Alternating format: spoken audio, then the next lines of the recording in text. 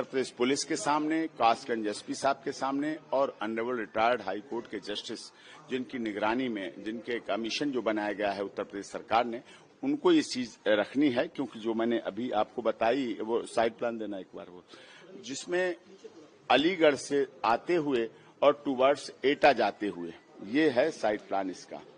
वो नहीं। ये देखिए, ये अलीगढ़ से रास्ता है और इधर जा रहा है एटा के लिए। ये पंडाल है, ये जगह है, घटना स्थल ये है, घटना यहाँ हुई है।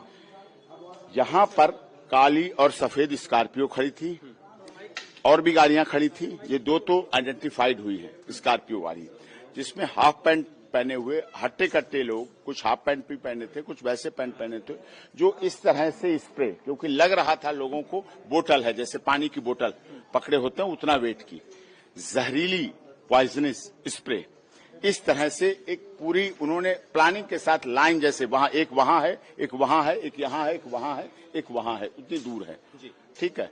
तो वो खड़े होके एक जैसे साजिश पूरी प्लान के तहत एकदम तेजी से एकदम भागे और भागने के साथ उन्होंने इस तरह से स्प्रे, जैसे ये स्प्रे होता है, हाथ नीचे करके इस तरह से ऐसे करके स्प्रे, ऐसे पूरा स्प्रे करते रहे और भागते रहे और स्प्रे पीछे होता रहा। जो आई विटनेस हैं, जिनकी मां और जो स्वयं भी थे, वो एकदम गिरी। उन्होंने भी बताया कि एकदम जैसे ही सांस ली वैसे ही लगा कि एकदम बस गिर गए। उसके बाद फिर होश आया, तभी होश आया, और उसके बाद भगदड़ भी मची, गिरते भी रहे, बेहोश भी होते रहे, कुचलते भी रहे, मरते भी रहे, और बेहोश होने के बाद ले जाए गए, क्योंकि एक साथ बेहोश हुए हैं और एक साथ हुआ है सारा काम।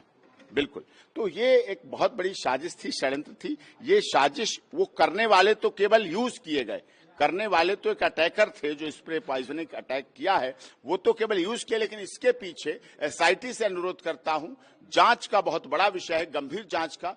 वो लोग कौन हैं जो नारायण साकार हरि को, मानव मंगल मिलन सद्भावना समागम को या सनातन को पूरी तरह से खत्म करने के लिए साजिश रच रहे हैं। कितने लोग हैं, किसने आपको बताया क्या? अभी हमें, जैसा कि मैंने आप लोगों के सामने कल और परसों से अनुरोध कर रहा हूं कि वो मुझे हमारे मैंने मोबाइल नंबर फ्लैश किया कि 9810368152 पे दे दें, क्योंकि लोग आइडेंटिटी से डरते हैं, बड़ा मामला है। हमने अपना page doctor AP Singh lawyer flash किया, Instagram doctor AP Singh lawyer flash किया, तो उस पर लोगों ने बताई, फिर बात की और कहा हम आपसे मिलेंगे भी, और सच्चाई है और ऐसे ऐसे ये मौत हुई है और ये घटना है।